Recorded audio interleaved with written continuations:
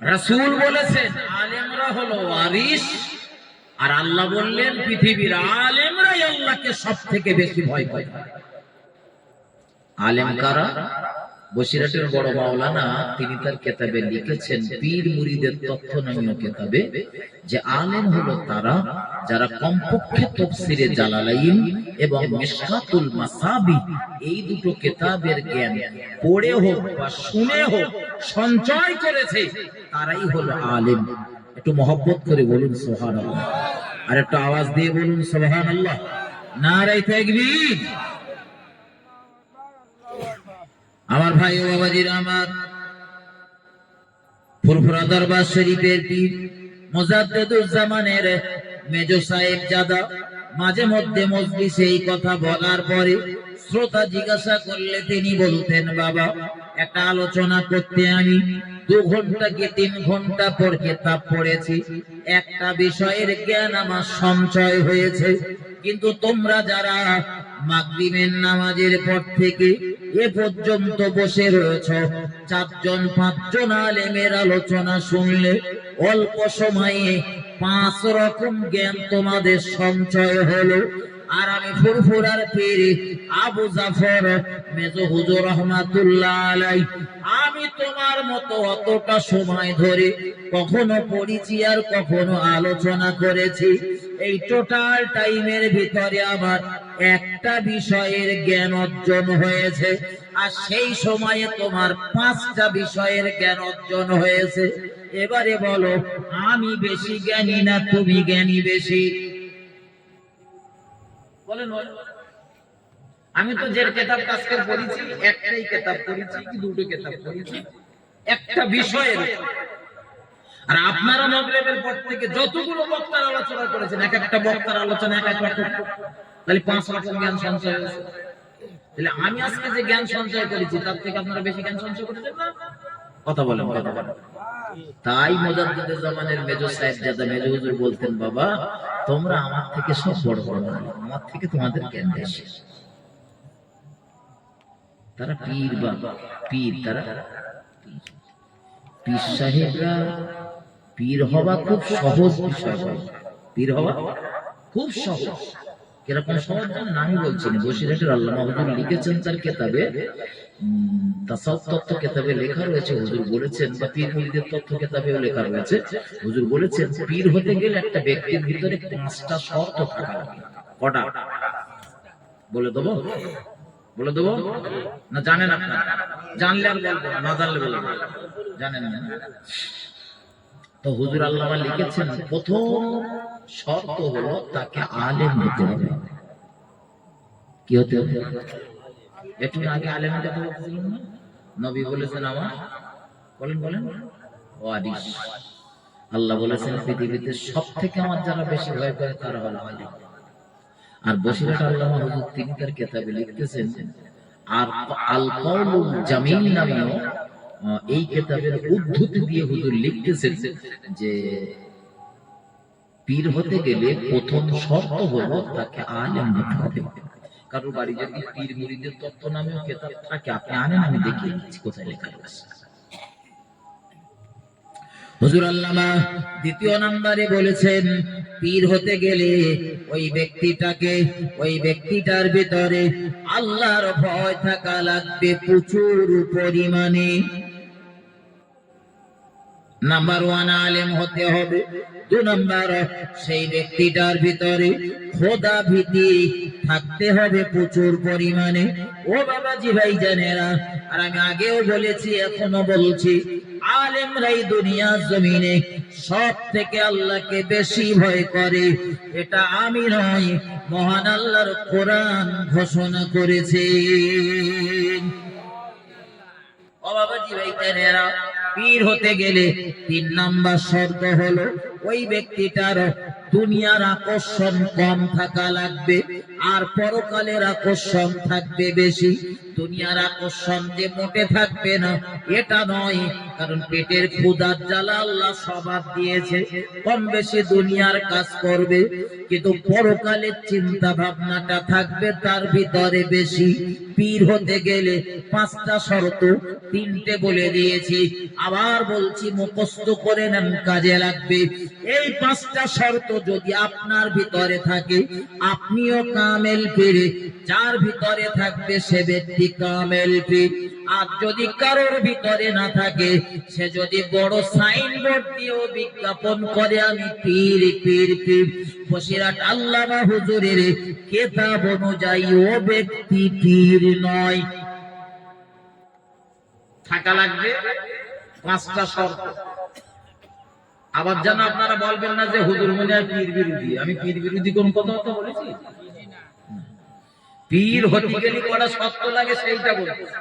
Doctor হতে গেলে যেমন লেখাপড়া করতে হয়, মাস্টার হতে গেলে যেমন শিক্ষাগত যোগ্যতা অর্জন করতে হয়, জি পীর হতে গেলেও এই শর্তগুলো তার ভিতরে থাকা লাগে। সেটা তার জন্ম যেখানে খুশি সেখানে হোক, হতে পারে ফুরফুরা দরবার শরীফে, হতে পারে বসিরহাটের দরবারে, হতে পারে আপনাদের ক্যানিং এ, হতে পারে আপনাদের হেরো ভাঙাতে, হতে পারে ভারতবর্ষের অলিতে গলিতে বা পৃথিবীর যে কোনো প্রান্তে, এই 5টা গুণ থাকলেই সেই ব্যক্তিটা আল্লাহর ওলি। একটু মহব্বত করে বলুন সুবহানাল্লাহ। সেই গুণ 5টা, 3টে বলেছি। নাম্বার 1 তাকে আলেম হতে হবে। 2 নাম্বার তার ভিতরে খোদা ভীতি অর্জন করতে হবে। 3 নাম্বার দুনিয়ার আকর্ষণ থাকবে কম আর পরকালের আকর্ষণ থাকবে বেশি। 4 নাম্বার ওই ব্যক্তিটা সৎ কাজের আদেশ করবে আর অসৎ কাজের নিষেধ করবে, সৎ কাজের আদেশ করবে আর অসৎ কাজের নিষেধ করবে। তার মানে আবার যেন এটা ভাববেন না যে আমি ভালো কাজ করব না, লোককে ভালো কাজ করতে বলবো, ও আলোচনায় কোনো তাসির হবে না। ও বাবাজি ভাই জানেরা, আমি নিজেও ভালো কাজ করব, অপরকে ভালো কাজ করার আদেশ করব, আমি নিজেও খারাপ কাজ থেকে বাঁচব আর অপরকেও খারাপ কাজ থেকে বাঁচার জন্য আহ্বান করব। কারণ রাসূলের জিন্দেগিতে তাকান, আল্লাহ নবী মুহাম্মদুর রাসূলুল্লাহ নিজে যে কাজটা করেছেন সেই কাজটাই অপরকে করতে বলেছেন। এজন্য কোরআনের ভাষায় আমার আল্লাহ বলেন লাকাদ খালাকান, মহান আল্লাহ কোরআন শরীফের ভিতরে তার প্রিয় নবীর আদর্শ সম্পর্কে বলতে গিয়ে বললেন আমার রাসূলের আদর্শ হলো শ্রেষ্ঠ। ও দুনিয়ার মানুষেরা, তোমরা আমার রাসূলুল্লাহর আদর্শে আদর্শিত হও। ও বাবাজি ভাইজানেরা, মহান আল্লাহর প্রিয় নবী মুহাম্মদুর রাসূলুল্লাহ সাল্লাল্লাহু আলাইহি ওয়াসাল্লাম তিনি নিজে যে কাজটা করেছেন সেই কাজ অপরকে করতে বলেছেন। নিজে নামাজ পড়েছেন, অপরকে নামাজ পড়তে বলেছেন। নিজে রোজা রেখেছেন, অপরকে রোজা রাখতে বলেছেন। নিজে দান ধ্যান করেছেন, অপরকে দান ধ্যান করতে বলেছেন। আল্লাহর হাবিব সাল্লাল্লাহু আলাইহি ওয়াসাল্লাম নিজের পরিবারের কন্যাদের, বিবিদেরকে পর্দায় রেখেছেন আগে, তারপরে অন্যদেরকে পর্দার কথা বলেছেন। সুতরাং পীর হতে গেলে, আল্লাহওয়ালা বুজুর্গ হতে গেলে, আল্লাহর ওলি হতে গেলে সেই ব্যক্তিটার ভিতরে 4 নাম্বার শর্ত সৎ কাজের আদেশ আর অসৎ কাজের নিষেধ করা লাগবে।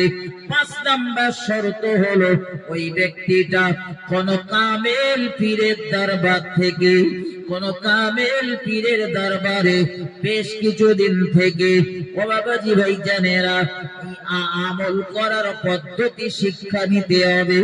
শরিয়াত সম্মত ভাবে কিছু জ্ঞান, কিছু আমল করার পদ্ধতি শিক্ষা নিয়ে ওই অনুযায়ী তাকে আমল করতে হবে। এই 5টা গুণ যদি কোনো মানুষের ভিতরে থাকে সেই মানুষটাই হয়ে যাবে মহান আল্লাহর প্রিয় বান্দা।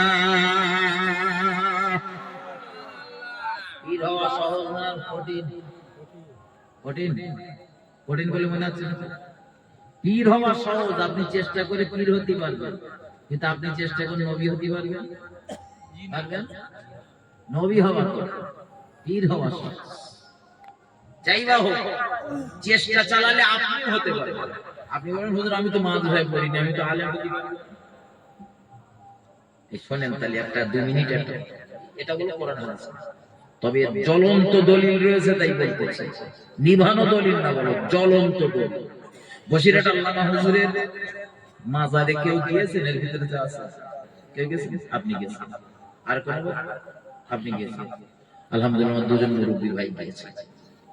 তো এই বসিরহাট হুজুরের মাজারটা পার হলে হাসনাবাদের দিকে যেতে একটা মন্দির মতো রয়েছে, মন্দিরটা তৎকালে ডান হাতে দেখবেন একটা পাকা রাস্তা নেমে গেছে। খুব বেশি বেশি হলে হুজুর আল্লামার মাজার থেকে 100 মিটার হলে হবে, কি একটু বেশি কম হতে পারে। তো ওই পাকা রাস্তাটা নেমে সোজা চলে গেছে তালপুকুর। ওদিকে তালপুকুর আর এদিক বসিরহাট আল্লামা হুজুরের বাড়ি, মাঝখানের একটা জায়গার নাম হলো সজনে হাট বা সজনে বাজার। এই সজনে হাট থেকে আমার বলি যা বলতেছি লাইভ চলতেছে, রেকর্ড হচ্ছে, তার মানে আমি যদি বাজে কথা বলি বলো এক্ষুনি ধরা খেয়ে। তো ওই সজনে হাট থেকে আমি জায়গার নাম উল্লেখ করে দিচ্ছি, যার কারণে আপনি কালকে গিয়ে চেক করে আসতে পারেন। সজনে হাট থেকে 1-1.5 কিলোমিটার ভিতরে ঢুকলে একটা গ্রামের নাম, গ্রামটার নাম হলো ঘোনা। বসিরহাট ঘোনা বলে না, ওই ঘোনা। তো সেই ঘোনার একটা পাড়ার নাম হলো হাজিবাগ। কি বাগ? হাজিবাগ। ওই হাজিবাগে একজন হাজি সাহেব ঘুমিয়ে রয়েছেন। সেই হাজি সাহেবটা তিনি সাধারণ মানুষ, আরবি শিক্ষা শিক্ষিত না, লেখাপড়া জানতেন না, একদম আম মানুষ। কিরকম আম মানুষ জানেন? আমাদের দেশে যারা এই খেজুর গাছ টাছ কাটে ওদের কি বলে আপনাদের দিকে? শিউলি না? তো ওই শিউলিগিরি করতেন, মানে গাছ গাছ টাছ কেটে কোনো মতে তার সংসারটা চলতো, খেজুরের গুড় তৈরি করতে এইসব করতো। এই লোকটা এই ব্যক্তিটা এই খেজুর গাছ কাটতে কাটতে কাটতে কাটতে 2-4 বছর 10 বছর পরে হঠাৎ হুজুরের তার ব্রেনে কি জাগাল, ওই খেজুর গাছ কাটা যা কাটে অত সিজে, অন্য সময় গিয়ে উনি ওয়াজ করা শুরু করেছেন। কি বলবেন? ওয়াজ ওয়াজ আমি একটু আগে বলেছি, বলো ওয়াজ করা যতটা সহজ মনে করেন অতটা সহজ না, কিন্তু ওয়াজ করা শুরু করলেন। তা যখন ওয়াজ করা শুরু করেছে হুজুরের ডায়রিয়ার ফাঁকা পাওয়া যায়, তেমন খারাপ ওয়াজ করতেন নাকি? ভালো ওয়াজ করতেন বলি ডায়রি ফাঁকা। তো যাই বাবা, হুজুর ওয়াজ করতেছেন, হুজুর তো সাধারণ না, হুজুরের একটা ছেলে, ছেলেটার নাম গোলাম মাওলা সাহেব। তিনি একজন হাক্কানি আলেম এবং কেতাবী আলেম, যেমন। তো তিনি যখন মাদ্রাসা ফারেগ হয়ে বাড়ি এসেছেন, এই গোলাম মাওলা সাহেব এসে দেখতেছেন যে তার আব্বা ওয়াজ নসিহত করতেছে। আলেম আর আলেমের বাপ সাধারণ মানুষ ওয়াজ করতেছে, আলেম বাড়ি এসে। তো উনি একদিন বলতেছেন, আব্বা কিছু মনে নেবেন না, আপনি খেজুর গাছ কাটেন, নারকেল গাছ কাটেন, তাল গাছ কাটেন, সব গাছ কাটেন, কোনো সমস্যা, ও কাজ আপনার, কিন্তু আলেমের কাজ আপনি করতে জানতেন। জানেন একটা ওয়াজ যদি আপনি ভুল করেন, সেই ভুলের উপরে মানুষ আমল করবে, তারাও গুনাহগার হবে, আপনিও গুনাহগার হবেন। কেন কথা যা আপনি জানতেন? তো গোলাম মাওলা হুজুরের আব্বা, আমি জানি কিভাবে গোলাম মাওলা সাহেবের আব্বার ওই ইসালে সওয়াবে আমি পর 7 বছর দাওয়াত পেয়েছি। ফাল্গুনের 12 তারিখে হয়, প্রতি ফাল্গুনের 12 তারিখে। তো গোলাম মাওলা সাহেব একদিন বলছেন যে এই কেস, গোলাম মাওলা সাহেব মারা গিয়েছেন, আজ বছর 2 হচ্ছে কি 3 বছর হতে হবে মারা গিয়েছেন। তো উনি বলছেন যে আমার আব্বার ওইজন বলার পরে আব্বা আমার উপরে যেন একটু রাগ ভাব। তা রাগ ভাব হয়ে আমার বলে বলছে, শোন আমি কি বসিরহাট হুজুরের দরবারে ঘাস কাটতুম বলে মনে হয়? বসিরহাট হুজুরের দরবারে ঘাস কাটতাম? গোলাম মাওলা সাহেব বলছেন, আপনি বসিরহাট হুজুরের দরবারে কি করতে পারেন? বড় হুজুর হয়তো ওযু করবে, একটু পানি এগিয়ে দিয়েছে, গোসল করবে, একটু পানি এগিয়ে দিয়েছে। হুজুর একটা কিতাব লিখতেছে, তা আপনার হয়তো বললো, বাবা গোলাম মঈনুদ্দিন, তুমি আমার এই কিতাবের পাণ্ডুলিপিটা ওই টাকে রেখে এসেছো। হুজুর হয়তো কিতাব লিখতে গিয়ে কালি ঘুরিয়ে গেছে, আপনারা হয়তো দেখেছে, মঈনুদ্দিন এদিকে এসে একটু দোয়া দাও, কালি দাও। আপনি দেশে এসে আর কি করতে পারেন? তা বলতে, বাবা শোনো, তোমার কাজ তুমি করো, আমার কাজ আমি করি।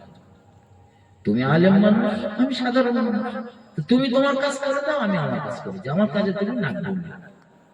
গোলাম আল্লাহ সাহেব বলতেছে, আমার এই কথাটা শুনে এত রাগ হয়ে যায়, বলতেছে তুমি আমার তুমি আমার বাবা, আমি তো মারতেই পারতেছি না, ঝগড়া বাঁধাতে পারতেছি না, আবার আমার আলেম। আর আলেম ছেলে যদি বাপের সাথে ঝগড়া বাঁধায়, দেশটা দেখতে খারাপ লাগে না ভালো লাগে?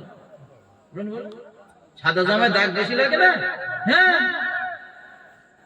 তো বলে আমি আর কিছু না বলি, আমি ছেড়ে দিই।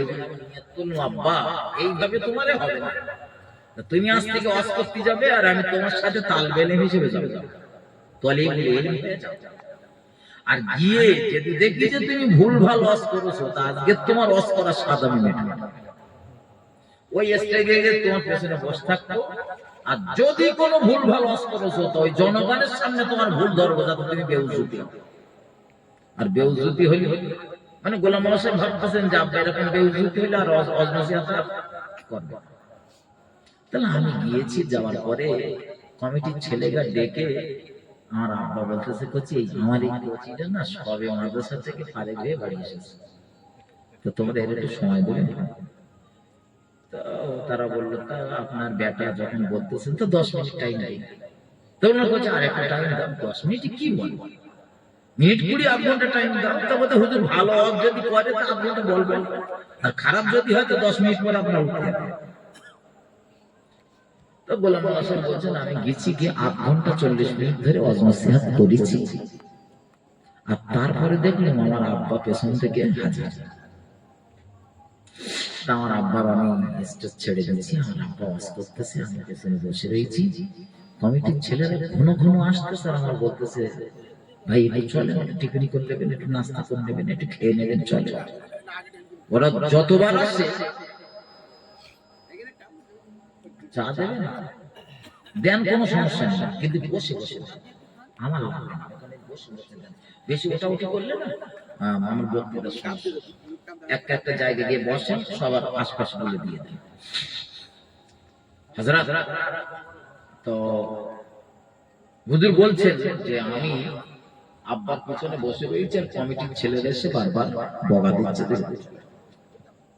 চা গরম, তোমাদের চা গরম হলে একটু এখন বলি এই ওয়াজ নসিহত আব্বা করছে, আর আমি পেছনে বসে রয়েছি, কমিটির ছেলেরা আসতেছে যাচ্ছে, আসতেছে যাচ্ছে, আমার দুটো খাতি দেবে, আর আমার তো খাবার টার্গেট, আমি কি খেতে গেছি? আমি তো গেছি আমার আব্বার বক্তৃতার ভুল দরকার, বাপের ওয়াজ করা 7 জনের মতন মেটাবো, তাই গেছি।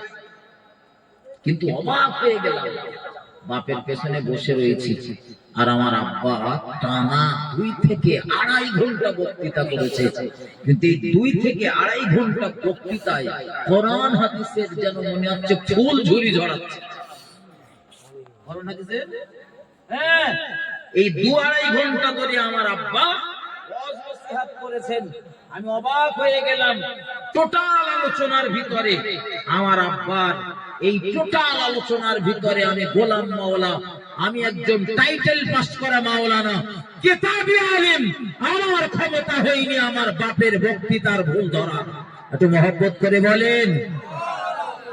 একদম সাধারণ মানুষ, কিচ্ছু জানে না। বসিরহাট হুজুরের দরবারের ফয়েজ, এটা তার দরবারে আগে হুজুর আপনাদের বসিরহাট হুজুরের কথা শোনাচ্ছিলেন না? তা ওই হুজুরের ফয়েজ ওই হুজুরের দরবারে থাকতেন। এমনি স্বাভাবিক একটা বিষয় বোঝেন, আপনাদের মসজিদের যিনি ইমাম বা আপনাদের এই মাদ্রাসার যারা মুদাররিস, তাদের কাছে যদি আপনারা সবসময় ওঠা বসা করেন না, তো দেখবেন আস্তে আস্তে আস্তে আস্তে আস্তে আস্তে আপনাদের জ্ঞান বাড়বে।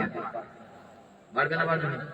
আরে আপনার কিচ্ছু জিজ্ঞাসা করতে হবে না, আপনি ইমাম সাহেবের সাথে বসে রয়েছে, একজন এসে জিজ্ঞাসা করছে, ভাই এইটা হবে, তাই এইটা করবো, তা কি করলি ভাই বলে, তা হুজুর তার একটা বলে দিল। আপনি না জিজ্ঞাসা করে এই জ্ঞানটা আপনার ভিতরে ঢুকে গেল। এইভাবে পাঁচজন পাঁচটা কথা জিজ্ঞাসা করবে, পাঁচটা কথার জবাব ইমাম সাহেব দেবে। ওই পাঁচটা কথা আপনি জিজ্ঞাসা করলেন না, কিন্তু পাঁচটা জ্ঞান আপনার বেড়ে গেল। এইভাবে জ্ঞান বৃদ্ধি পেতে থাকে। একটু দরুদ শরীফ, আল্লাহুম্মা সাল্লি আলা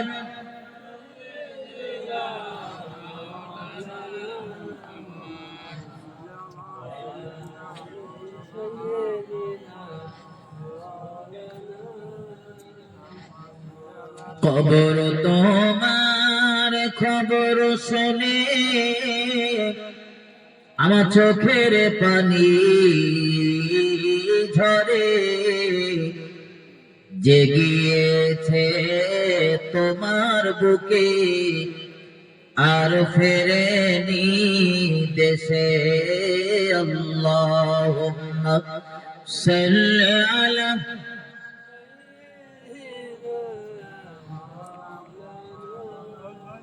وعلى آل سيدنا।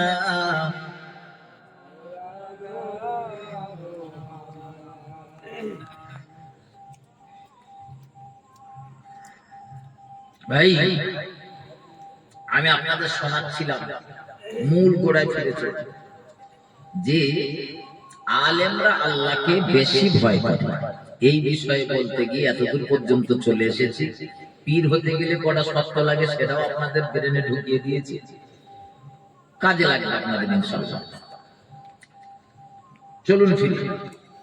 কিন্তু এই আলেমরা দেখবেন সমাজে যে কাজগুলো করে, ওই কাজগুলো হলো নবিয়ানা কাজ, নবী রাসূলদের রেখে যাওয়া কাজ আলেমরা করে। আর এই আলেমরা করে বলি দেখবেন তাতে কিছু ভণ্ডদের বলো রাগ, যারা ভণ্ড ভণ্ড বলুন তো নাকি, হ্যাঁ, ভণ্ডামি করে দিন পার করে, এরা দেখবেন আলেমদের চরম দুশমন। একদল লোক রয়েছে দেখবেন চার দোকানে যাবে, গিয়ে খুঁটিয়ে নাটিয়ে ইমাম সাহেবের ভুল আছে না নেই, ইমামের সমালোচনা করলো। আচ্ছা দেখলে ভালো করে, যে লোকটা সমালোচনা করতেছে ও হয়তো দাঁড়িয়ে পেশাব দাঁড়িয়ে দাঁড়িয়ে মরতে, অজু গোসল কি করে করতে হয় জানি না, সে ভুল ধরতেছে ইমাম সাহেব। তার বলে ইমাম সাহেব কেন বলেন জানেন না? এই ভুলটা ধরার কারণ কি বলেন? ইমাম সাহেব হয়তো মসজিদে জুমার নামাজের আগে খুতবার বক্তৃতায় বলে ফেলেছে সুদ করে বিরুদ্ধে আছে। এখন যে কটা সুদ করছিল ওকে গা জ্বালা করবে না করবে। আমরা সুদ খাইতে হুজুরি পাবে, আমরা সুদ খাইতে হুজুরি পাবে। এখন হুজুর সুদ করে বিরুদ্ধে লেগেছে, তো সুদ করে আর কি করবে? সুদ করে যদি চার দোকানে কিনতে আমাদের ইমাম সাহেবের বিরাট চর্বিটির কথা হয়ে গেছে। মাঝে মধ্যে এমন এমন কথা বলে না, সহ্য করার মতন না, খুব রস হয়ে গেছে। হ্যাঁ ভাই ব্যথা নেবেন না। এই দিনী কাজ যদি করতে হয়, করতে গেলেই বাধা আসবে। দিনী কাজ করতে গেলে মানুষ সমালোচনা করবে। দিনী কাজ করতে গেলে কখনো সহজভাবে করা সম্ভব না। আমার নবী পারিনি, আমার নবী পারিনি, আমরা তো কোথাকার ছাড় পেতে। রাসূলের মতো ব্যক্তি আসমানের নিচে জমিনের উপরে আর একটাও নেই। একটু বলুন সুবহানাল্লাহ, আর একটু আওয়াজ দিয়ে বলুন সুবহানাল্লাহ, নারায়ে তাকবীর। মুহাম্মদ সাল্লাল্লাহু আলাইহি ওয়াসাল্লাম এত ইজ্জতওয়ালা ব্যক্তি, তারপরেও সেই ব্যক্তিটা সবার কাছে ভালো হতে পেরেছিল? বলেন বলেন। আরে শুধু বাইরের লোক কেন, রাসূলের পরিবারের লোকগুলো তো কম বিরোধিতা করে, কম করেছিল? নবীর একটা চাচা খুব আদর করেছে, কি দুটো চাচা হয়তো খুব আদর করেছে। নবীর বাপেরা ছিল 10 ভাই, নবীর আব্বারা ছিল 10 ভাই। এই 10 ভাইয়ের ভিতরে সব চাচা তো নবীর মহব্বত করেনি। কেউ কেউ তো নবীর চরম বিরোধিতা করেছে, চরম বিরোধিতা। আমি তো বলছি না, আল্লাহর কোরআন বলছে। আপনি জানেন, দেখে দিচ্ছি, কোরআন শরীফটা নিয়ে আসেন। কোরআন শরীফের 30 পারা, সূরাটার নাম সূরা লাহাব। সূরার নাম কি বলেছি? লাহাব। মুখস্থ করে দেন। মাঝে মাঝে ইমাম সাহেব পড়ে দেখবেন, তাব্বাত ইয়াদা আবি লাহাবিন ওয়া তাব্বা। আল্লাহ বলতেছেন ধ্বংস হোক আবু লাহাবের হস্ত যুগল এবং সে নিজে। এই আবু লাহাব কেটা? আবু লাহাব ইনি হলো রাসূলুল্লাহ চাচা, আল্লাহর নবীর আপন চাচা, পাড়া সম্পর্কের না বলো। ওই আবু জেহেলটা যে আমরা বলি চাচা, আবু জেহেল নবীর আপন চাচা, ও পাড়া সম্পর্কের গ্রাম সম্পর্কের হলি হতে পারে, মেনে নেব। যদি কেউ বলে যে আপন চাচা আবু জেহেল, তাহলে তার দলিল দেখাতে হবে। পাড়া সম্পর্কের হতে পারে, অনেক সময় আমাদের চাচা চাচা চাচা থাকে না, ওই রকম হলি হতে পারে, আপন চাচা। এখন এই আবু লাহাব সে নবীর এত চরম বিরোধিতা করেছে, আল্লাহ কোরআনের আয়াত নাযিল করে থ্রেট করেছেন, তার ধ্বংসের ঘোষণা করেছেন। অথচ সম্পর্কগত দিক থেকে সে নবীর কি হয় বলেন বলেন? চাচা, নবীর চাচা, ওই একই বংশের রক্ত তো নবীর। হ্যাঁ, নবীর আরেকটা চাচার কথা বলতে, চাচাটার নাম হলো আবু তালিব। কি নাম? আবু তালিব। রাসূলুল্লাহ 8 বছর 2 মাস 10 দিন বয়স থেকে যার বাড়িতে লালন পালন, 8 বছর 2 মাস 10 দিন বয়স থেকে হিজরত করেছিলেন নবী যে বছরে, ঠিক তার আগের বছর পর্যন্ত নবী ওই চাচার কাছে লালন পালন, ওই চাচার ছত্র ছায়ায় ছিলেন। একটু বলুন সুবহানাল্লাহ। নবীর এই চাচাটা রাসূলকে খুব মহব্বত করত, মহব্বতের শেষ নেই, প্রচুর মহব্বত করেছে। ও মহব্বত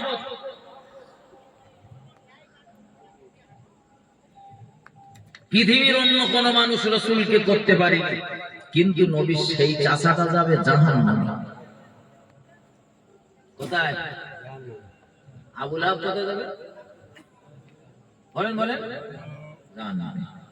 তাহলে শুধু চাচা হলি হবে, ভাইপো হলি হবে, ছেলে হলি হবে, আদর্শ ঠিক রাখা লাগবে। কি ঠিক রাখা লাগবে? হ্যাঁ, নবী নূহ আলাইহিস সালাম তিনি ছিলেন বিশ্ব নবী। আমাদের নবী যেন আমরা বলি বিশ্ব নবী, তো নূহ নবীও হলেন বিশ্ব নবী।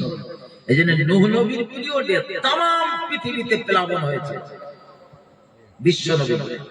তিনি যদি একটা জায়গার নবী হতেন, সেই জায়গায় ধ্বংস হতো। আল্লাহ এমন কাজ করেন না যে একজনের ঘাড়ে অন্যায় আর একজনের ঘাড়ে চাপিয়ে দেয়। তিনি বিশ্ব নবী ছিলেন বলেই तमाम পৃথিবী প্লাবিত হয়েছিল। সেই নবী নূহ আলাইহিস সালামের একটা বেটার নাম হলো কেনান। কি নাম? জগৎ বিখ্যাত কাফের, এমনি কাফের না বলো, জগৎ বিখ্যাত কাফের, নবীর বেটা কেনান। সে কোথায় যাবে? জাহান্নামে না জান্নাতে? নবীর বেটা তো ছাড় পাবে না। হ্যাঁ হ্যাঁ, নবীর বেটা তো ছাড় পাবে। কি মনে হয় আপনাদের?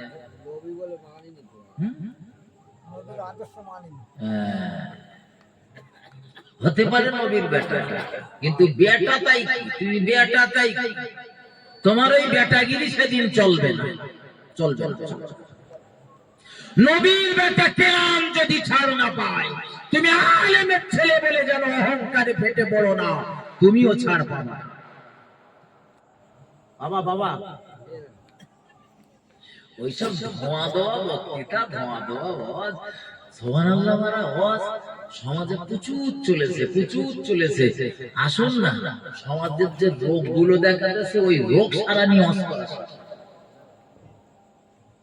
মানুষ কিভাবে জাহান্নামের আগুন থেকে বেঁচে জান্নাতে যাবে, এই হক কথাটা বলুন, তাতে আপনার 5টা দাওয়াত কমে যায়।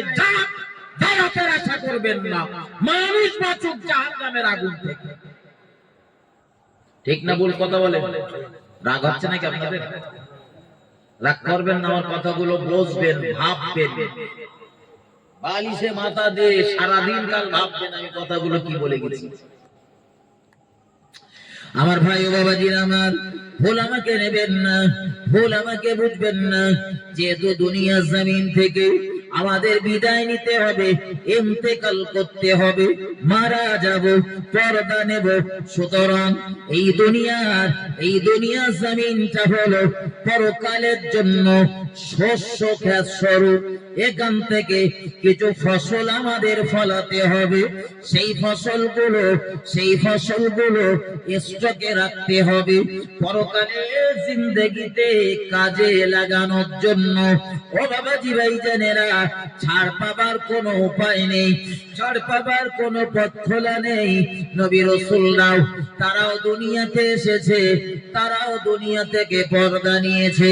আমি গোড়ায় বলতেছিলাম একটা কথা, মুহাম্মদুর রাসূলুল্লাহ তিনিও দুনিয়াতে এসেছেন, আবার তিনিও পর্দা নিয়েছেন, ইন্তেকাল করেছেন। ও বাবাজি ভাইজানেরা, তবে এই কথাটা বলতে গিয়ে একটা প্রশ্ন উত্থাপন করেছিলাম যে মুহাম্মদুর রাসূলুল্লাহ সাল্লাল্লাহু আলাইহি ওয়াসাল্লামকে তার ঘরের ভিতরে কেন দাফন করা হয়েছিল? ও বন্ধুরে, বিষয়টা একটুখানি খোলাসা করে দেই। রাসূলকে কেন তার ঘরের ভিতরে দাফন করা হয়েছিল? এটা বলে দেবো না থাকবে না, এটা আজকের না থাক, আমি আসলে সাহানি এটা বলবেন না বলছিলেন।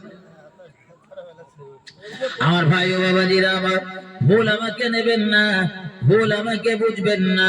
আল্লাহ পাকের নবী মুহাম্মদুর রাসূলুল্লাহ সাল্লাল্লাহু আলাইহি ওয়াসাল্লাম, আমার নবী যখন পর্দা নিলেন, নবী যখন ইন্তেকাল করলেন, ইন্না লিল্লাহি ওয়া ইন্না ইলাইহি রাজিউন, দয়া নবী ইন্তেকাল করার পরে মক্কার মদিনার সাহাবাদের ভিতরে বেশ কিছু বিষয় নিয়ে মতবিরোধ দেখা গিয়েছিল। তার ভিতরে নাম্বার 1 হলো মক্কার সাহাবারা বলছিলেন, ও মদিনার ভাইরা, মুহাম্মদুর রাসূলুল্লাহ সাল্লাল্লাহু আলাইহি ওয়াসাল্লাম তিনি হলেন, তার জন্মভূমিটা হলো মক্কা নগরীতে, এজন্য আল্লাহর নবীকে আমরা মক্কার জমিনে দাফন করব। তার কবরটা মক্কায় হোক।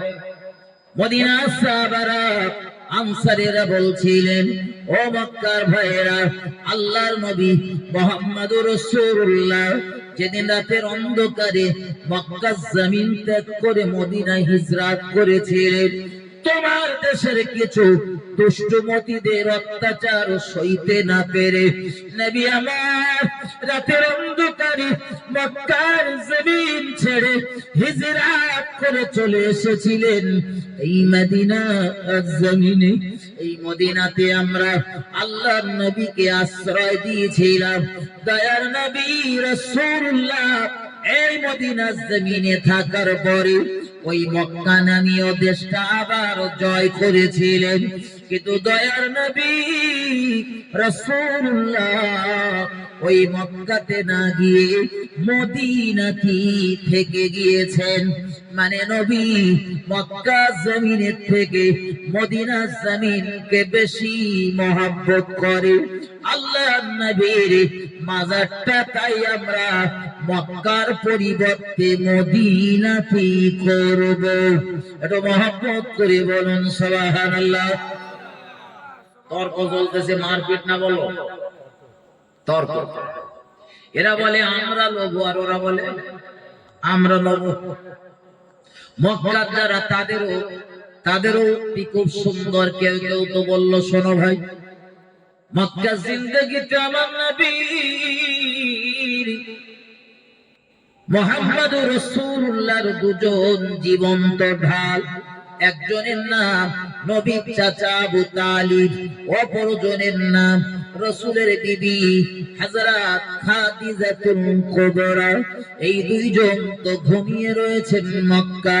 যেদিন মক্কার সব মানুষগুলো একদিকে চলে গিয়েছিল, নবীর চাচা আবু তালিব নবীর পাশে দাঁড়িয়েছিলেন, নবীর বিবি খাদিজা নবীর পাশে দাঁড়িয়েছিলেন। আমার নবী বাড়ি আসতেন কলেমার দাওয়াত দিয়ে, আর নবী চাচা আশ্বস্ত করতেন, সান্ত্বনা দিতেন, বাবা মুহাম্মদ সবাই যদি বলে মারো মারো মারো মারো, মারতে যদি কেউ নিষেধ না করে, মারতে যদি কেউ বারণ না করে, তারপরেও তুমি ভরসা রাখবে এখনো মক্কা জমিনে তোমার একটা চাচা বেঁচে রয়েছে, ওই চাচাটা তোমার পাশে থাকবে। এত মহব্বত করত নবীর এই চাচা যতদিন পৃথিবীতে বেঁচে ছিল, রাসূলের হিজরত করার প্রয়োজন হয়নি। নবীর এই চাচা আর নবীর বিবি যতদিন পৃথিবীতে বেঁচে ছিলেন, রাসূলকে মক্কা ছাড়তে হয়নি। যে বছরে নবীর বিবি আর নবীর চাচা বিদায় নিয়েছেন, এরপর থেকে অত্যাচারের ইস্তিমার রুলার শুরু হয়েছে। পরের বছরই নবীকে হিজরত করে মদিনায় চলে যেতে হয়েছে জীবন বাঁচানোর জন্য। তো সেই নবীর চাচার বিবি শুয়ে রয়েছে যে জমিনটাতে, ওই জমিনেই আমরা নবীর দাফন করব। যদিও নবীর চাচা আবু তালিব ঈমান এনেছিল, সেই ঈমান আনেনি বলে জাহান্নামে। ঈমান আনেনি বলে আপনাদের ভয় লাগছে নাকি? নবীর চাচা জাহান্নামে, নবী বলেছেন তা আপনাদের ভয় লাগে? নবীর চাচা হলো বিরাট মহব্বত করেছে। 8 বছর 2 মাস বয়স থেকে নবীর খাওয়া পড়া জামা কাপড় যা যেখানে লাগবে সব এই চাচা দিয়েছে, সব এই চাচা দিয়েছে।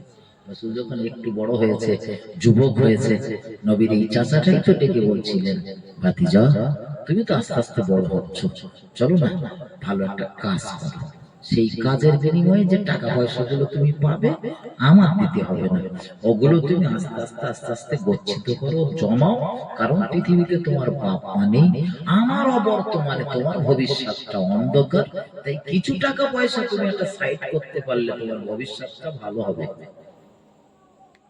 এখন আমার দেশে কোনো বাপ ও তার ছেলে পেলেদের এই যুক্তি দেয়? বলেন বলেন, ছেলের কাজ হোক না হোক, এই সোমবারের হাটে এত দিতে হবে, শুক্রবারের হাটে এত দিতে হবে। হয়তো ছেলেটা বলতে ভাই হাটে কাজ নেই, তোর কাজ হয়েছে না সব জায়গা থেকে মা লাগে যা বুঝতে রেখিস, তার থেকে ভাঙ বের কর। ও আমার ভাই জানেরা, নবীর এই চাচাটা নবীর এতটা মহব্বত করেছে, এত ভালোবাসার পরেও জাহান্নামে যাবে। কারণ হলো মুহাম্মদুর রাসূলুল্লাহর দেহ আর রক্ত, রাসূলুল্লাহর বংশের মহব্বত করতে পেরেছিল, কিন্তু রাসূলুল্লাহর আদর্শের মহব্বত করতে পারিনি। এজন্য নবীর এই চাচাটা যাবে জাহান্নামে। আমার ভাই ও বাবাজিরা, আমার ফিরে চলুন মদিনার সাহাবারা, মদিনার ব্যক্তিদের ভিতরে কেউ কেউ বলল, নবীর আব্বা আর আম্মা, আমরা শুনেছি রাসূলের জবান থেকে আল্লাহ নবী আব্বা আম্মা ঘুমিয়ে রয়েছে এই মদিনার জমিনে। ওরা তো চাচার স্ত্রীর কথা বলে, নবীর আব্বার মা তো ঘুমিয়ে রয়েছে এই জমিনে। তো চাচার স্ত্রীর জন্য যদি ওখানে দিতে হয়, তা আমরা তো দাবি করতে পারি আব্বার মা যে জমিনে রয়েছে এই জমিনে দাও। বাপ মা আগে না চাচা আগে? বাপ মা আগে না? নবী সাহাবাদের ভিতরে এই তর্ক যখন চলছিল, আরো একটা তর্ক দেখা দিল। আল্লাহ নবী মুহাম্মদুর রাসূলুল্লাহ সাল্লাল্লাহু আলাইহি ওয়াসাল্লামকে কবরস্থ করা হবে, কিন্তু সেই কবরটা কোন ধরনের কবর হবে? 4 কোণ বিশিষ্ট কবর না বগলি কবর হবে? আমরা সচরাচর 2 রকম কবর দেখি, একটা 4 কোণ বিশিষ্ট সিন্ধুকে কবর, আর একটা কবর হলো বগলি কবর, এরকম খুঁড়ে একদিকে কাত হয়ে ঢুকে যায়, এটারে বলা হয় বগলি কবর। নবী সাহাবাদের ভিতরে তর্ক চলছিল, আল্লাহর নবীকে কোন কবরে শোয়ানো হবে? মক্কার মানুষেরা বলছিল 4 কোণ বিশিষ্ট কবর, তার মানে সিন্ধুকে কবর। আমাদের দেশে যা হয়, আপনাদের দিকে কোন কবর? ওই কবর না বগলি? সিন্ধুকে। মদিনার সাহাবারা বলছিলেন আমাদের পছন্দ হলো বগলি কবর, মদিনার মানুষদের পছন্দ হলে কবর খুঁড়ে একদিকে ঢুকে যাওয়া, বগলি কবর। তাই মদিনার সাহাবারা বলছিলেন আমরা আল্লাহর নবীকে বগলি কবরে শোয়াবো। ও বাবাজি ভাইজানেরা, তর্ক বিতর্ক চরম আকার ধারণ করেছে। কেউ বলতেছে আল্লাহর নবীর গোসল দেওয়া লাগবে কিনা, কারো মতে আল্লাহর নবী হলেন নিষ্পাপ বেগুনাহ মাসুম, আমার নবীর কোনো গুনাহ নেই, আমার নবীর কোনো ভুল ত্রুটি নেই, আল্লাহর নবী জাহান্নামে যাবে না, বরং তামাম দুনিয়ার সব নবীদের আগে আমার নবী জান্নাত উদ্বোধন করে দেবে। এই শ্রেষ্ঠ নবীর জন্য ও গোসল গোসল দোয়া লাগবে, শ্রেষ্ঠ মানে আর গোসল দোয়া লাগবে। আমার দেশে কিছু লোক দেখেন কি আমরা আখিরি নবীর উম্মত। কোন নবীর? আখিরি নবীর উম্মত বলে আমাদের দাম বেশি না? দাম বেশি না? এই দাম বেশি বলেই তো কিছু লোক নামাজ পড়ে, তাই না? দাম বেশি বলেই তো নামাজ পড়ে, দাম কম হলেই হয়তো নামাজ পড়ে। আমার ভাই ও বাবাজিরা আমার, ভুল আমাকে নেবেন না, ভুল আমাকে বুঝবেন না। আল্লাহ পাকের নবী মুহাম্মদুর রাসূলুল্লাহ সাল্লাল্লাহু আলাইহি ওয়াসাল্লাম, আমার নবী সাহাবাদের ভিতরে এই তর্ক বিতর্ক যখন চলছিল, কেউ বলছিল রাসূলের গোসল দিতে হবে কিনা, আবার কেউ বা বলছিল আল্লাহর হাবিবের জানাজার নামাজ হবে কিনা। ও বাবাজি ভাইজানেরা, নবী সাহাবাদের ভিতরে এই তর্ক বিতর্ক যখন চলছিল, এই পিরিয়ডে দেখা গেল আল্লাহ পাকের নবীর প্রিয় সাহাবা হযরত আবু বকর রাদিয়াল্লাহু তাআলা তিনি কোথায় ছিলেন? ছুটে এসেছেন সাহাবাদের এই তর্ক বিতর্ক থামানোর জন্য। আল্লাহর নবীর সাহাবাদের সামনে তিনি একটু ওয়াজ করলেন। রাসূলের গোটা জীবনের সঙ্গী আবু বকর, হযরত আবু বকর বলেন, ও নবী সাহাবারা, ও রাসূলের সঙ্গী সাথীরা, আল্লাহর নবী মুহাম্মদুর রাসূলুল্লাহ সাল্লাল্লাহু আলাইহি ওয়াসাল্লাম, সোনা নবী রাসূলুল্লাহ সাল্লাল্লাহু আলাইহি ওয়াসাল্লাম আমাদের থেকে পর্দা নিয়েছেন, আমাদের থেকে বিদায় নিয়েছেন। তবে দয়ার নবী রাসূলুল্লাহর জবান থেকে আমরা শুনেছি আল্লাহর নবী বলেছেন, তামাম দুনিয়ার সমস্ত নবীদের জন্য একটা সূত্র হলো, দুনিয়ার নবী রাসূলেরা জমিনের যে অংশে ইন্তেকাল করেন, মারা যান, পর্দা নেন, ওই জায়গাটায় তাকে দাফন করতে হয়। তাহলে নবী রাসূলদের সূত্র কি? যেখানে মারা যাবে সেখানে দাফন। আদম আলাইহিস সালাম থেকে শুরু করে সব নবীদের ক্ষেত্রে এই একই সূত্র, যেখানে মারা গেছে ওখানে দাফন।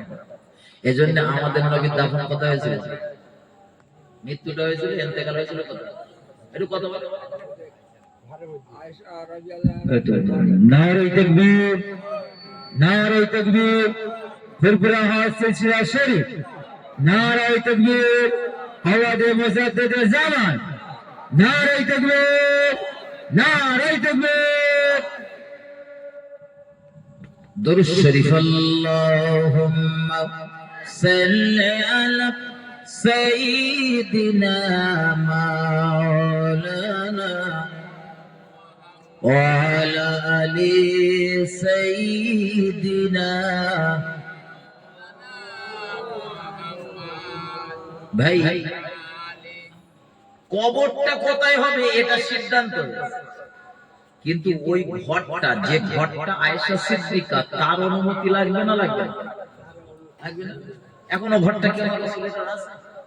আছে আছে আছে বলে আমাদের বাপ মা যখন মারা যায়, তাদের রেখে যাওয়া সম্পদের মালিক তখন তারা থাকে থাকে থাকে না, তখন তার ছেলে দিকে রয়ে যায়, তাই না? এই জন্য আপনারা আলেমদের মুখে একটা গল্প শুনেছেন। কি গল্প বলেন? আমি একটু বললি আপনাদের মনে পড়বে যে ইমামে আজম আবু হানিফা রাহমাতুল্লাহ আলাইহির কাছে একজন লোক গিয়ে বলতেছেন, হুজুর, আমি আমার গিন্নিটারে বলেছিলাম যে তুমি আমার বিনা অনুমতিতে যদি তোমার বাপের বাড়ি যাও তো তালাক হয়ে যাবে। তিনি সফরে যাচ্ছেন একটু জায়গাতে, বাণিজ্য করতেও সফরে। তাই আজকের দিনের মতো তার মোবাইলের যুগ না, যে কিছু একটা হয়েছে তাই হ্যালো এই সমস্যায় পরিচিত কি করবো, তখন মোবাইল ছিল। এই কথা বলে ধরেন মুরব্বী বাড়ি থেকে বাণিজ্য করতে চলে গেছে। এখন দিন 15-20 কি এক সপ্তাহ পরে কোন কারণবশত দেখা গেল সেই গিন্নির আব্বা মারা গেছে, গিন্নির বাপ মারা গেছে। এখন ভাই মেয়েরা দেখবেন বাপ মার একটু মহব্বত করে বেশি, বিশেষত বাপ, ঠিক না? দেখবেন আপনার যদি একটা ছেলে কচি থাকে আর একটা মেয়ে কচি থাকে, এটা অনুমান করবেন কোন কচিটা আপনার দিকে নজর বেশি যত্ন আহ্বান করে, এটা আপনি নিজে বুঝতে পারবেন। তো মেয়ে তো যখন শুনেছে বাপ মারা গেছে, তা যাই একটু শুনে দেখে আসি, শেষবারের মতো বাপটা যদি দাফন করে দেয় তো আত্মহত্যা খারাপ। আবার চিন্তা করতেছে আমার স্বামী তো বলেছে তার বিনা অনুমতিতে বাপের বাড়ি যদি যাও তা তালাক হয়ে যাবে, আমার সংসারটা নষ্ট হয়ে যাবে। এই 7 মাস ভাবতে ভাবতে ভাবতে ভাবতে ও শেষে একটা সিদ্ধান্ত নিয়েই ফেলেছে, যা হয় হবে না, আমার জন্মদাতা বাপ তার মুখ আমি আর জীবনে দেখতে পাবো না, তার মুখটাকে দিয়ে আসি, দেখে আসি। বাড়িতে হাজির, গিয়ে দেখে চলে এসেছে। কিছুদিন পর স্বামী যখন বাণিজ্য থেকে ফিরেছে, বিবি পর্দার আড়াল থেকেই বলে দিলেন যে স্বামী, আপনার অবর্তমানে আমি বাপের বাড়ি গিয়েছিলাম, আর আপনি যেহেতু বলে গেছেন যে আপনার বিনা অনুমতিতে বা অবর্তমানে বাপের বাড়িতে যদি যান তা তালাক হয়ে যাবে, সুতরাং মনে হয় আপনার আর আমার তালাক পড়ে গেছে, আমার ধারে পাশে আসবে না। ये बेचारी সবে বাণিজ্য করে বাড়ি ফিরেছে, এসে যদি শুনে যে গিন্নি এই কর্ম করে ফেলেছে, মাথাটা তার ঠিকঠাক থাকবে? উনি মোটামুটি আশপাশে যত আলেম ওলামা আছে তাদের টুকটাক জিজ্ঞাসা করলেন যে ভাই এই তো পরিস্থিতিতে পড়ে গেছি, বিবিটার এরকম বলে গিয়েছিল, বাড়ি আসার পরে বিবি এই উক্তি করতেছে, সে নাকি তার বাপের বাড়ি গেল, এখন কি হবে? আশেপাশে সব আলেমরা বলে দিচ্ছে, দেখো তুমি যেহেতু বলেই গেছো তোমার বিনা অনুমতিতে গেলে তালাক হয়ে যাবে, আর তোমার বিনা অনুমতিতে গেছে মানে তালাক পড়ে গেছে, তালাক পড়ে গেছে, সব বলে। কিন্তু এই বেচারি স্বামী আর স্ত্রী, স্বামীটা খুব পেরেশানিতে পড়ে গেছে যে কোনো মতে বিবিটারে আটকানো যাবে না। একটা দীর্ঘদিন সংসার করছে, একটা মায়া মহব্বত স্নেহ ভালোবাসা তৈরি হয়। খুঁজে খুঁজে খুঁজে খুঁজে তিনি ইমামে আজমের দরবারে গেছেন। কে একটা বলেছে এই লীলা তো এরকম বলতেছে, তো জানে একটু এই হযরত নোমান বিন সাবিত ওরফে আবু হানিফা রাহমাতুল্লাহ আলাইহির কাছে যেতে গিয়েছেন। তো ইমামে আজম ডেকে বলে দিলেন, সবকিছু শোনার পরে শুনে শুনে বলে দিলেন, শোনো তোমার বিবির তালাক হয়নি, বাড়ি গিয়ে তোমার বিবির সাথে সংসার করো।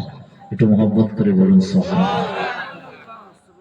এখন ভাই উনি বাড়ি এসে সংসার করবে, কিন্তু এলাকার আলেমগুলো সহজে মেনে নেবে, ছেড়ে দেওয়া বললে তুমি সংসার করতেছো কেন, তোমার সাত সপ্তাহ কথাবার্তা হতে পারে।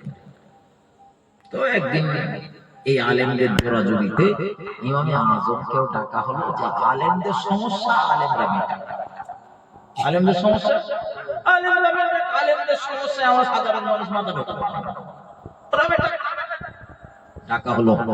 ইমামে আজম আবু হানিফা রাহমাতুল্লাহ আলাইহি আলেমদের সামনে এসে ঝাপটা মিনিট আলোচনা করলেন, করে জিজ্ঞাসা করলেন, আচ্ছা ভাই বলো, আমার বাপ মরে যাওয়ার পরে ওই সম্পদের মালিক কে? বাপ মরে যাওয়ার পরে ছেলে মেয়ে যাদের যদি তার যদি ছেলে থেকে ছেলে আর মেয়ে আর ছেলে যদি উভয় থাকে তো তাদের, তাহলে সেই সম্পদের মালিক যে লোকটা মারা গেছে তার মালিকানা আছে? তো মরে গেছে, হয়তো নামে রয়েছে, ওটা আলাদা বিষয়, কিন্তু তার মালিকানা নেই।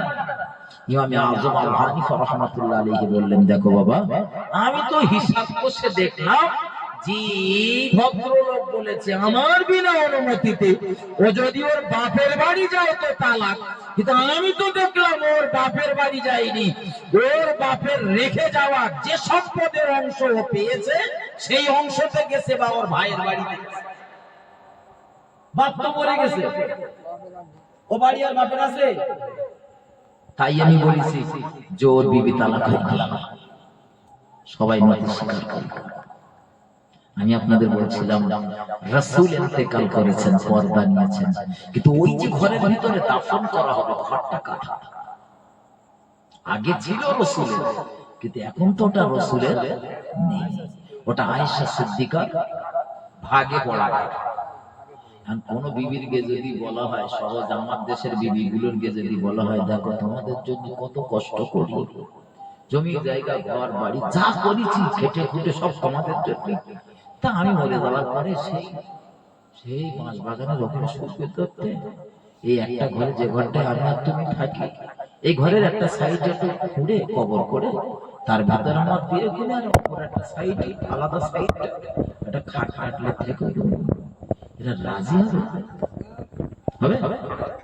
বলবো যা বলেছো বলেছো, ওই বলছো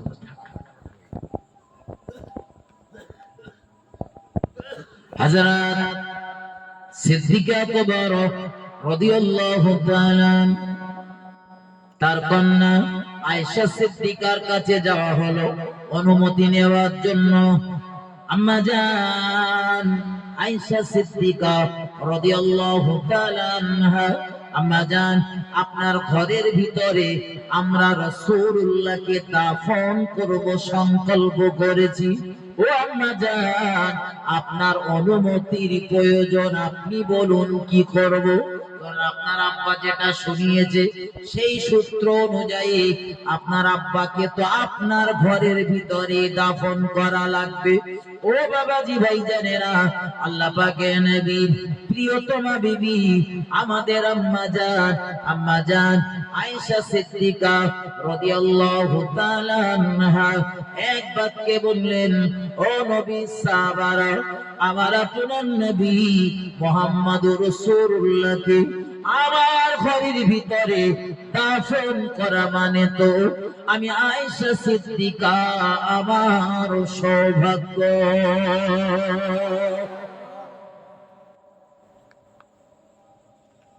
আয়েশা সিদ্দিকা রাসূলের একটা বিবি না, বলো বিবি একটা, অনেকগুলো বিবি, তো সেই অনেকগুলো বিবির ভিতরে তার মানে সতীনের একটা সম্পর্ক আছে। মনে তো হিংসা আসাটা স্বাভাবিক, যে আমার ঘরটা দখল হয়ে যাবে, আমার অন্য সতীনের ঘরগুলো ফাঁকা পড়ে থাকবে, আর মেয়েদের মনে তো একদম হিংসা কিছু নেই।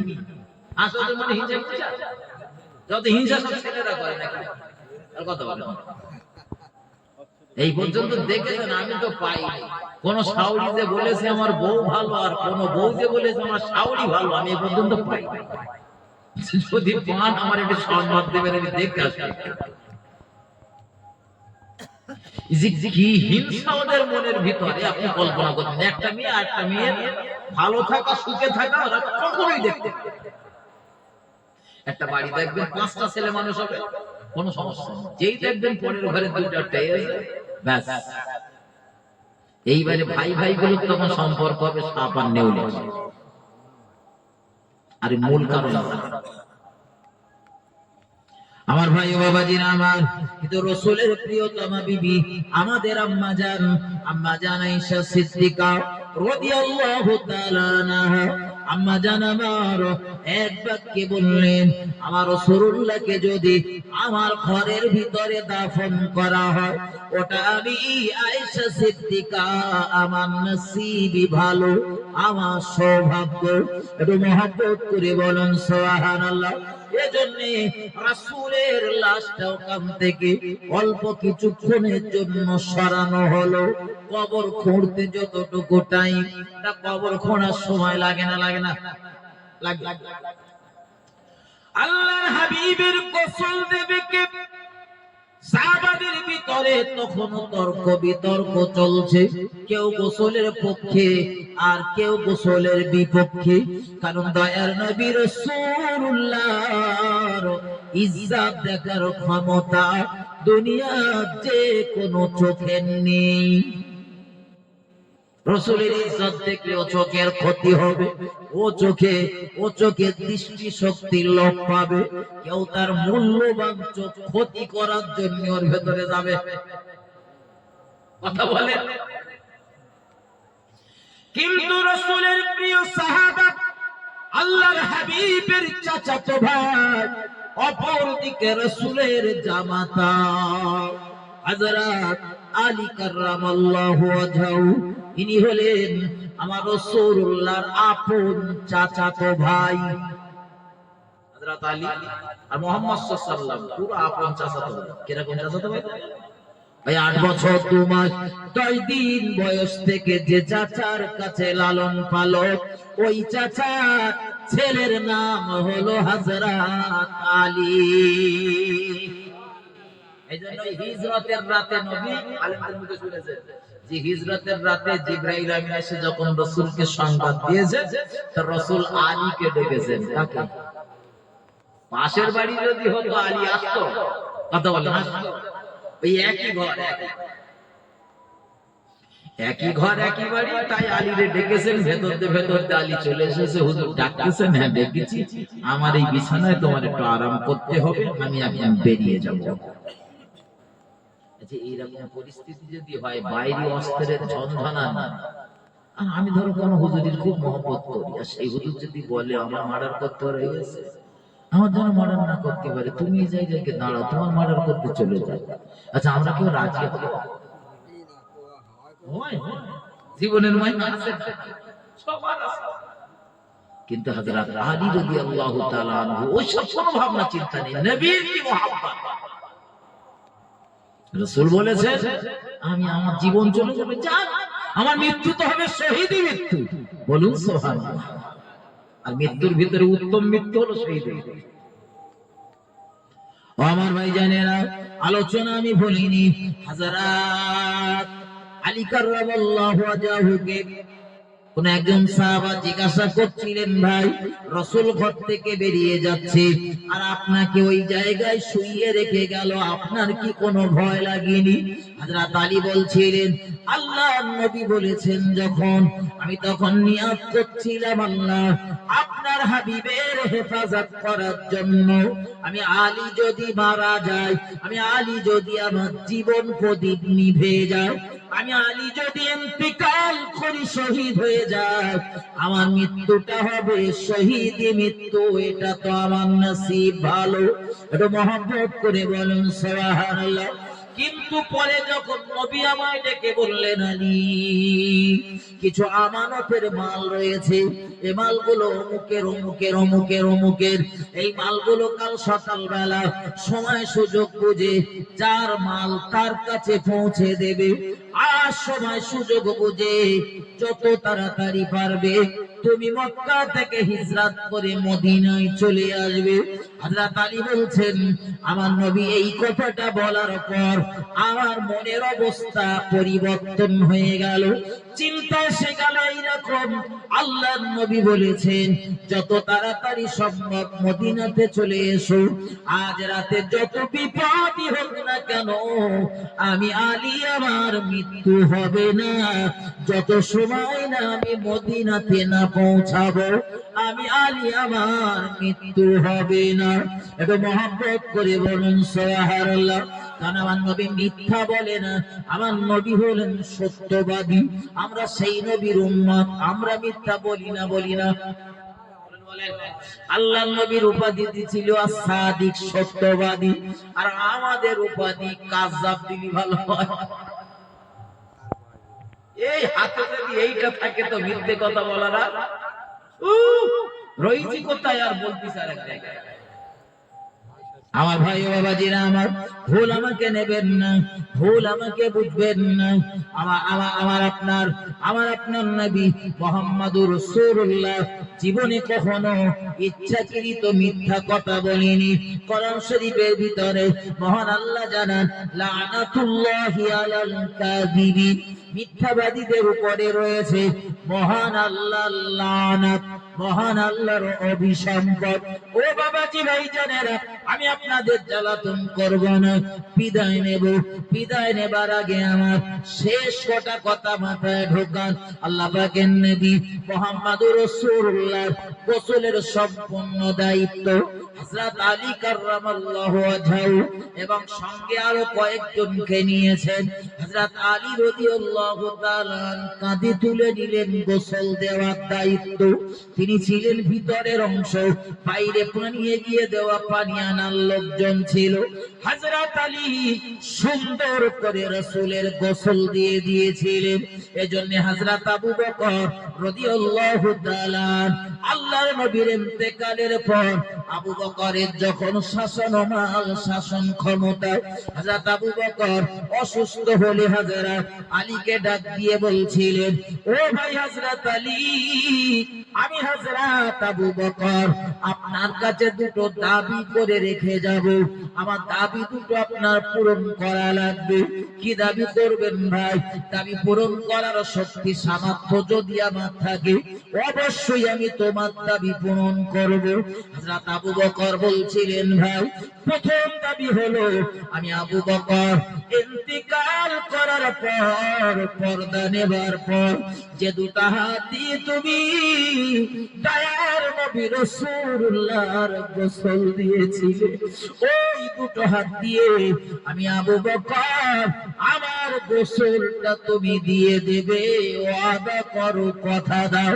হযরত আলী বলছিলেন, ভাই আবু বকর, কে আগে মরবে কে বাঁচবে এটা তো আমাদের মানুষের পক্ষে জানা সম্ভব না, তবে আল্লাহ যদি আমার হায়াতে রাখে আর আপনি যদি পর্দা নেন, তো আদা করলাম আপনার গোসল আমি হযরত আলী দিয়ে দেব। কারণ হযরত আবু বকর রাসূলুল্লাহর গোটা জীবনের সঙ্গী, একদম বাল্যকাল থেকে শেষ বয়স পর্যন্ত। শুধু শেষ বয়স না, আজ আবু বকর রাসূলুল্লাহর সঙ্গী। একটু বলেন সুবহানাল্লাহ। ঠিক না? আবু বকরের কবর কোথায়? রাসূলের মাজারের পাশে। এই তো এই আবু বকর তাই তো হযরত আলীকে ডেকেছিলেন, আলী আমার দ্বিতীয় দাবি। হুজুর কি বলেন? গোটা জীবনটা রাসূলের সঙ্গে কাটিয়েছে, কিন্তু রাসূলকে একটা কথা যে জিজ্ঞাসা করব, ওটা আমরা জিজ্ঞাসা করব। কি কথা? হযরত আবু বকর বলছিলেন, ভাই আলী, রাসূলুল্লাহর ইন্তেকাল করার আগে আমি রাসূলের দরবারে এসেছিলাম, আল্লাহর হাবিবকে জিজ্ঞাসা করছিলাম, ইয়া রাসূলুল্লাহ, আমার শ্বশুরালয়ে একটা কাজ রয়েছে, আমি যাব না আপনার দরবারে অপেক্ষা করব, থাকব? নবী আমায় অনুমতি দিলেন। আমি হযরত আবু বকর শ্বশুরালয়ে গেলাম, সংবাদ পেলাম আমার রাসূল দুনিয়া থেকে পর্দা নিয়েছেন, ইন্তেকাল করেছেন। কিন্তু আমি একটা কথা জিজ্ঞাসা করব ভাবতেছিলাম, আমি আবু বকর আল্লাহর নবী ইন্তেকাল করার পরে আমি যখন ইন্তেকাল করব, আমার দাফনটা কোন জায়গায় হবে? এটা আমার নবীকে জিজ্ঞাসা করব। কিন্তু আমার নবীকে জিজ্ঞাসা করব, এটা আমার আর জিজ্ঞাসা করা হয়নি। তাই আমি ইন্তেকাল করার পর আমার দেহটারে সুন্দর করে গোসল দিয়ে সাদা কাফনের কাপড় পরিধান করিয়ে আমার লাশটা সঙ্গে করে নিয়ে আল্লাহর হাবিবের মাজারির পাশে নিয়ে যাবে, আর মুহাম্মদুর রাসূলুল্লাহ সাল্লাল্লাহু আলাইহি ওয়াসাল্লামকে হৃদয় নিগড়ানো সালাম জানাবে। আর আমি আবু বকর ইন্তেকাল করেছি সেই সংবাদটা জানাবে। আর আমি আবু বকরের লাশটা কোথায় দাফন করা হবে ওটা আমার নবীকে জিজ্ঞাসা করবে। হযরত আলী বলেন, আমি হযরত আবু বকরের কথা অনুযায়ী তিনি ইন্তেকাল করার পর গোসল দিয়ে কাফনের কাপড় পরিধান করিয়ে হযরত আবু বকরের লাশটা নিয়ে রাসূলের রওজার নিকটে চলে গেলাম। আমি হযরত আলী সালাম জানালাম, অবাক হয়ে গেলাম। আল্লাহর নবী মুহাম্মদুর রাসূলুল্লাহ সাল্লাল্লাহু আলাইহি ওয়াসাল্লাম রওজা মুবারকের ভিতর থেকে আমি হযরত আলী আমার সালামের জবাব দিয়েছি। আমি এবারে জিজ্ঞাসা করলাম, হুজুর আপনার সাহাবা আবু বকর আপনার গোটা জীবনের সঙ্গী, হুজুর সে তো ইন্তেকাল করেছে, পর্দা নিয়েছে, বিদায় নিয়েছে, হুজুর আপনার আবু বকর জিজ্ঞাসা করেছে তার লাশটা কোথায় দাফন করা হবে, আপনার পাশে না মদিনার বিখ্যাত কবরস্থানে? হযরত আলী বলেন, ও দুনিয়ার মানুষেরা, আমি দেখলাম কোন ঝড় নয়, বাতাস নয়, ঝঞ্ঝা নয়, আল্লাহর নবীর রওজা মোবারকের দরওয়াজার সিটকনিটা এমনি এমনি খুলে গেল, দরজাটা পড়ে গেল, আর রওজা মোবারকের ভিতর থেকে দয়াল নবী রাসূলুল্লাহ জবাব দিলেন, আমার বন্ধু আবু বকরকে আমার পাশে দাফন করে দাও। আর একটু জোরে হবে না সুবহানাল্লাহ? নারায়ে তাকবীর, দরুদ শরীফ। আল্লাহুম্মা সাল্লি আলা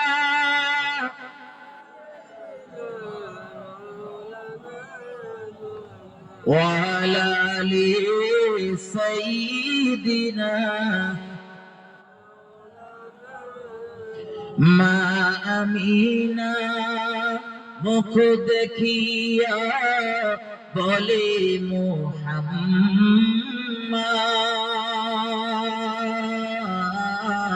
আর দুঃখে ভরা কপাল রে তোর অমর সোনার চাঁদ। মা আমিনা দুটি চোখে অশ্রু ঝরে পড়ে, আর বিশ্ব নবী এতিম হয়ে এলো আমার কোলে। হায় আব্বা যে তার নেই মাথা, কে বুলাবে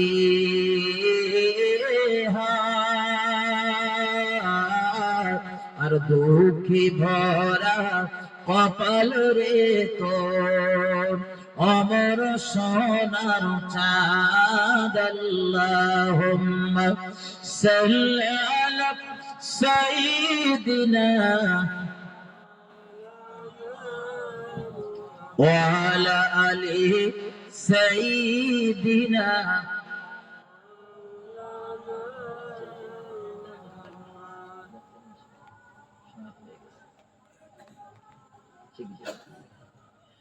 আলহামদুলিল্লাহ, আমি আলোচনা বাড়াবো না, ছাড়বো একটু। পরবর্তী ওলামা হযরতকে আমি নিয়ে আসার জন্য অনুরোধ করছি।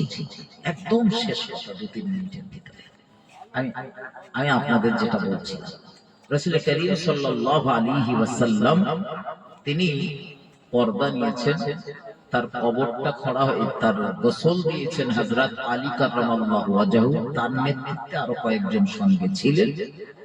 আর রাসূল করিম সাল্লাল্লাহু আলাইহি ওয়াসাল্লামের যে জানাজা নামাজ দোয়া, এই জানাজা নামাজের নির্দিষ্ট কোন ইমাম ছিলেন না।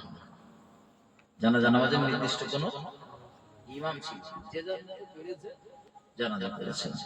মানে কার মানে স্পর্ধা, কার এত সাহস যে রাসূলের জানাজার ইমাম হবে? আমার দেশের দাতাল, মাতাল, সুদখোর, ঘুষখোর, আলঠেলা, দোরঠেলা যেই মরুক না কেন তার জানাজার ইমাম পাওয়া যায়। ইমামের আসতে দেরি হলে গ্রামে যেসব আলিম হাফেজা থাকে তারাও পড়িয়ে দিবে, তার আত্মীয় স্বজনদের ভিতরে যদি কেউ থাকে তাও পড়িয়ে দিতে পারে। যদিও শরীয়তের মসলা একরকম বলে, এরা করে আরেক রকম। যেমন আমার দেশে যদি কোনো বেনামাজি মরে যায়, যদি কোনো বেনামাজি মরে যায়, মরে বেনামাজিরা মরে না, যদি মরে না মরলে আলাদা কথা। যদি বেনামাজিরা বেনামাজিরা যদি মরে, এদের জানাজা নামাজটা কেমন হবে জানেন? আমি বলতেছি, কিন্তু এটা ইমাম সাহেব বললে ইমাম সাহেবের চাকরি চলে যাওয়ার ভয়, ওই জন্য ইমাম সাহেব বলবেন। আমি বলে দিচ্ছি, আমার তার চাকরি টাকরি যাওয়ার ভয় নেই। সামনে বছর আপনারা আমার দাওয়াত করলেন, না করলেন আমার বয়ে গেল। আল্লাহ শুকরিয়া, অহংকার নয়। আল্লাহ তো দাওয়াত পত্র কম দেই নাই, যা দিয়েছে তাই লে উঠতে পারি নাই। সুতরাং আপনি দাওয়াত দিলেন না আলাদা ব্যাপার। আল্লাহ রিজিকের মালিক, আমার রিজিকের ব্যবস্থা যেখানে না সেখানে করে রেখেছেন। শোনেন, বসিরহাট আল্লামা হুজুর তিনি তার কিতাবে লিখেছেন, বেনামাজি মারা গেলে তার জানাজা নামাজ কোন আলেম হাফেজ পড়াবে না। বেনামাজি মারা গেলে তার জানাজা নামাজ কোন আলেম হাফেজ পড়াবে না। কেটা পড়াবে? ওই রকম একটা বেনামাজি দেখে দাঁড় দেন। ওর যেরকম চাচা ছেলা নামাজ পড়ে না, হুজুর দেখলে ঘৃণা করতো, ঠোঁট বিছিত, ওই রকম একটা বেনামাজি দেখে দাঁড় করতেন। বেনামাজির নামাজ বেনামাজি পড়া। এখন এই ফতোয়া যদি আপনার মসজিদের ইমাম যদি মারে, ওর চাকরি থাকবে? কথা বলে জোহরের পর জানাজা আসর পর্যন্ত সময় পাবে না, তার আগে বলবে সরু সরু চলে যাবে।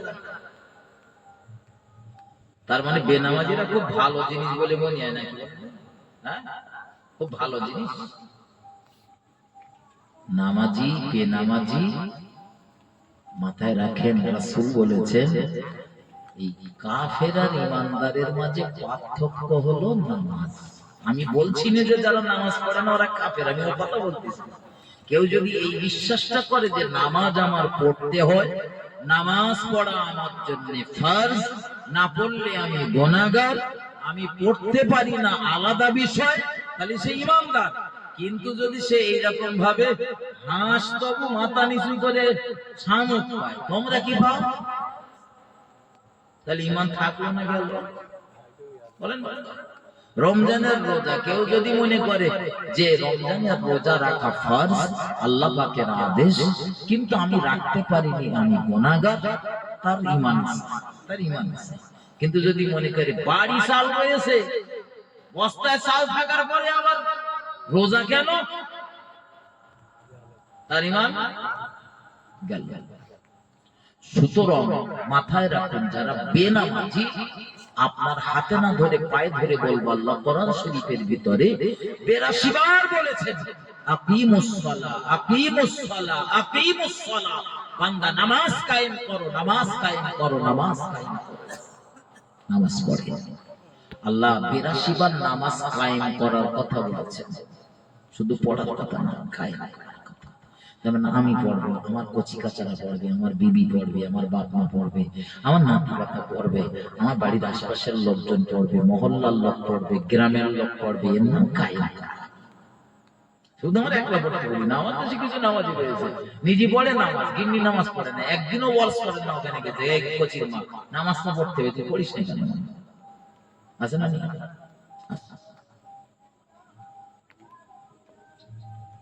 আলহামদুলিল্লাহ ভাই, আমি বিদায় নিচ্ছি, শুধু এতটুকু নিবেদন করছি ভাই, পাশে মাদ্রাসা রয়েছে, মাদ্রাসাটার দিকে নজর দেবেন।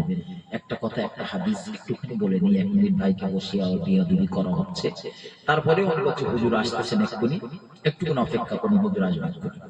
এখন আমি বলছিলাম যে মানুষ মারা যাবার পরে সব আমল বন্ধ হয়ে যায়, ব্যতিক্রম 3টা আমল জারি থাকে। এক কথায় বলে যাচ্ছি, সেই 3টা আমল কি?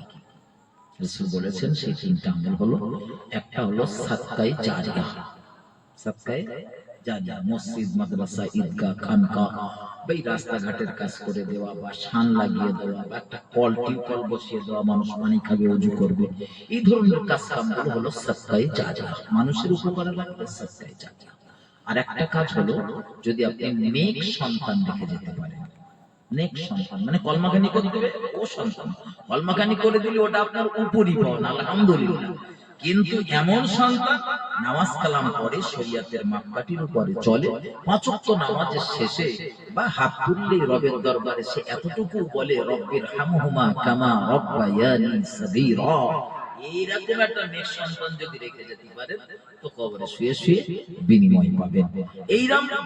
আর যদি উপকারী জ্ঞান বিতরণ করে রেখে যেতে পারেন, এই যে মাদ্রাসার ওস্তাদ বা মুদাররিস যারা, শিক্ষক যারা, কেউ হাফেজ, তো তার কাছে 38টা ছেলে পড়ছে মাদ্রাসা, শুনছিলাম, আল্লাহ শুকরিয়া, ভালো অল্প দিনে মাদ্রাসা বেশ ভালোই উন্নতি হয়েছে। তো 30টা ছাত্র, 3জন কি 2জন হাফেজ সাহেব রয়েছে, তাদের কাছ থেকে ধরেন শিক্ষা নিচ্ছে, তাহলে একজন হাফেজ থেকে 10 জন হাফেজ হচ্ছে, আবার ওই 10 জন থেকে দেখা যাবে আবার 10 জন কি 20 জন হবে, এইভাবে বংশ পরম্পরায় চলবে, হাফেজ হতেই থাকবে।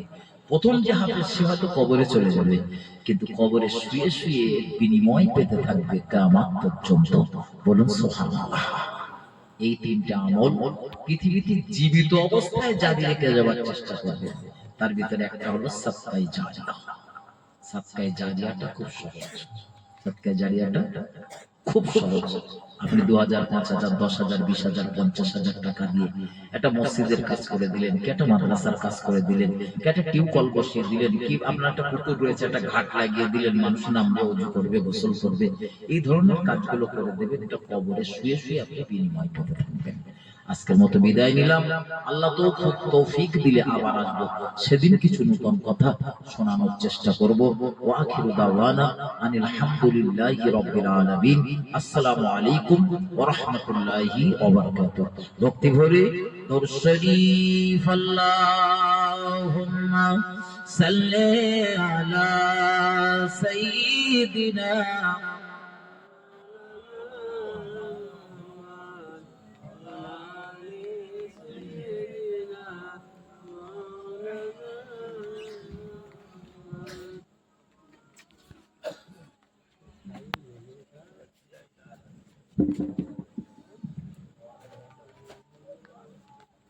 السلام عليكم ورحمة الله وبركاته.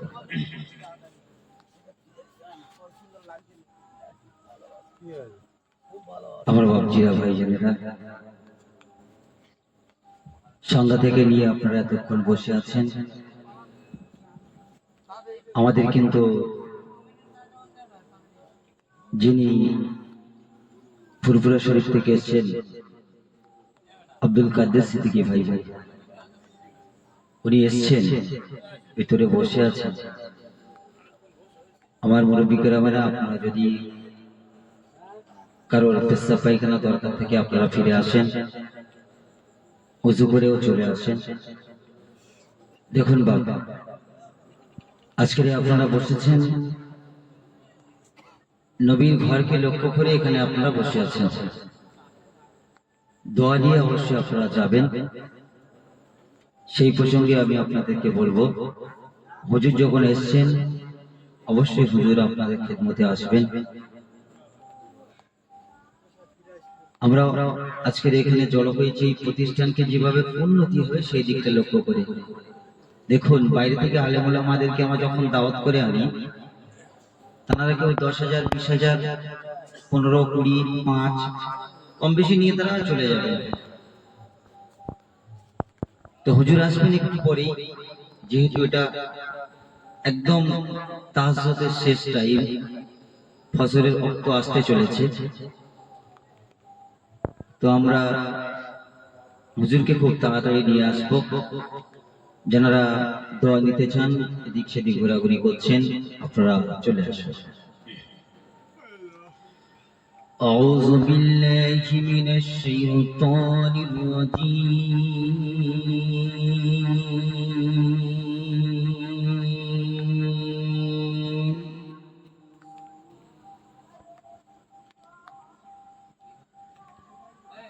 بسم الله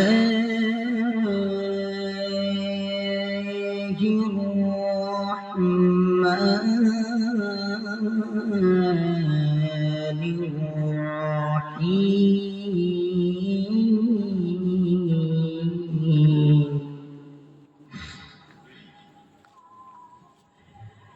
ألف لام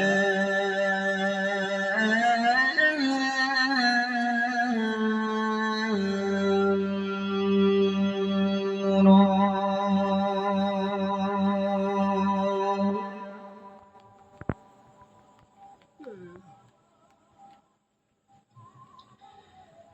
تلك آيات الكتاب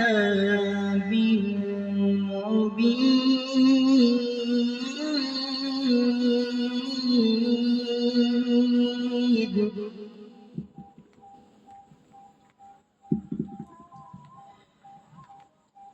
إنا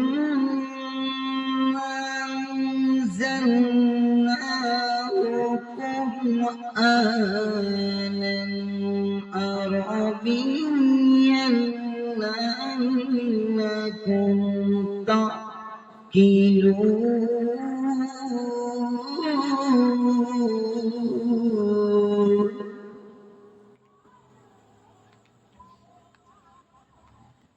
نحن نقص عليك القصص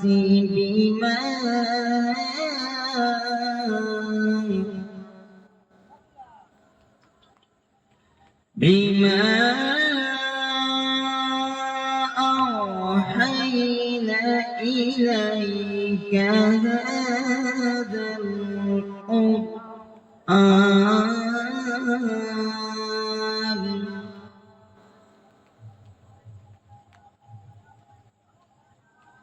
صدق الله